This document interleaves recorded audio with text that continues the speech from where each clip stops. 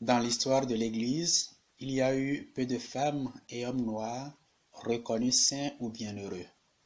Dans cette vidéo, nous rappelons les figures les mieux connues. 1.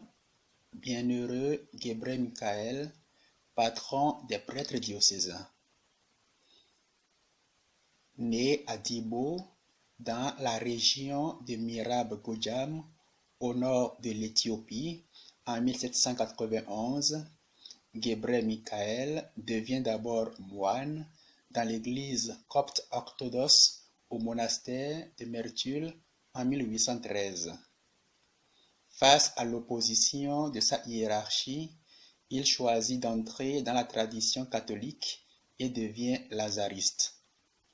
Le 1er janvier 1851, il est ordonné prêtre. Lors de la persécution du Négus Théodore II, il refuse de fuir. Il est arrêté en mai 1854 et soumis à de grands tourments.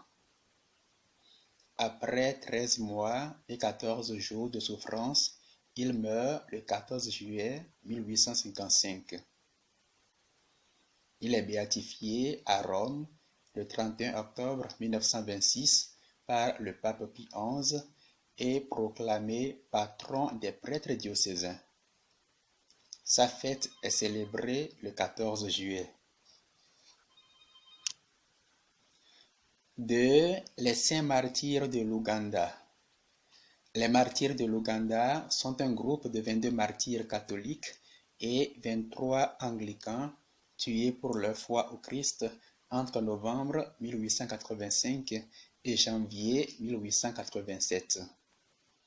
Les plus connus parmi eux sont Chalwanga Kizito, le plus jeune du groupe, âgé seulement de 13 ans, Joseph Mukasa, Achille Kiwanuka, Adolphe Ludigo et André Kagua. Ils furent pour la plupart molestés au moyen de lances et de torches, puis enroulés dans des nattes et jetés dans les flammes. Quelques-uns parmi eux furent décapités. Ils moururent inébranlables dans la foi et furent béatifiés par le pape Benoît XV le 6 juin 1920 à Rome, puis canonisés le 18 octobre 1964 par le pape Paul VI. Leur fête est placée au 3 juin. 3. Bienheureuse Marie Clémentine Anouarit Nengapeta ou tout simplement Clémentine Anouarit. Religieuse zaïroise de la congrégation des Sœurs de la Sainte Famille de Kisangani, elle naît le 29 décembre 1939 à Wamba et émet sa première profession religieuse le 5 août 1959. Enlevée par les rebelles le 29 novembre 1964, elle s'oppose énergiquement au commandant de troupes qui tente à plusieurs reprises de la violer, affirmant être fiancée à Jésus et préférer mourir plutôt que de pécher. Dans la nuit du 1er décembre 1964, après de sauvages mauvais traitements, Sœur Anouarit est tuée à Isiro, en République démocratique du Congo, après avoir pardonné à son bourreau en ces termes: « Je te pardonne, tu ne sais pas ce que tu fais. » Martyre de la pureté, elle est béatifiée le 15 août 1985 à Kinshasa par le pape Jean-Paul II. Sa fête est placée au 1er décembre. 4. Sainte Joséphine Bakita. Joséphine Margaret Bakita naît en 1869 à Olgossa, dans la province du Darfour au Soudan. À partir de 7 ans, elle est vendue à plusieurs reprises comme esclave par des trafiquants. Le traumatisme résultant des tortures est si grand qu'elle en oublie son prénom et ceux des siens. À 13 ans, elle est vendue à Callisto Liani, le consul d'Italie à Khartoum, qui, lui, se montre plutôt sympathique. En 1885, le consul quitte le Soudan pour l'Italie, province de Venise, et Bakita le suit.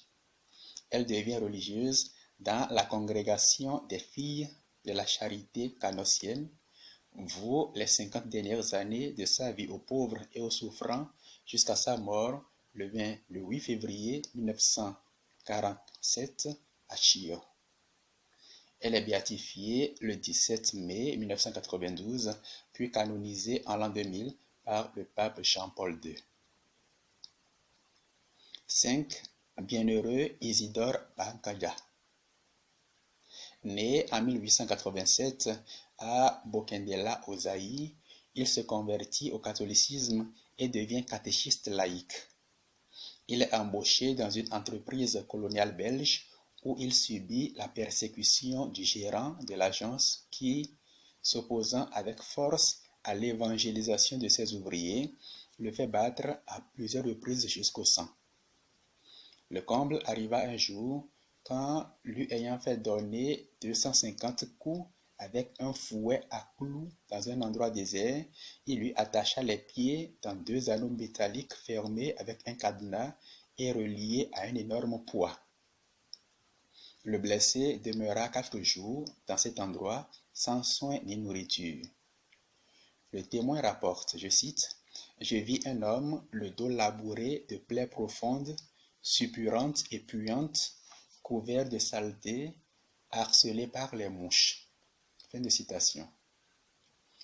Isidore Bankaya succomba à ces horribles souffrances. Il meurt le dimanche 15 août 1909 en la fête de l'Assomption de la Bienheureuse Vierge Marie, le chapelet à la main et le scapulet au cou.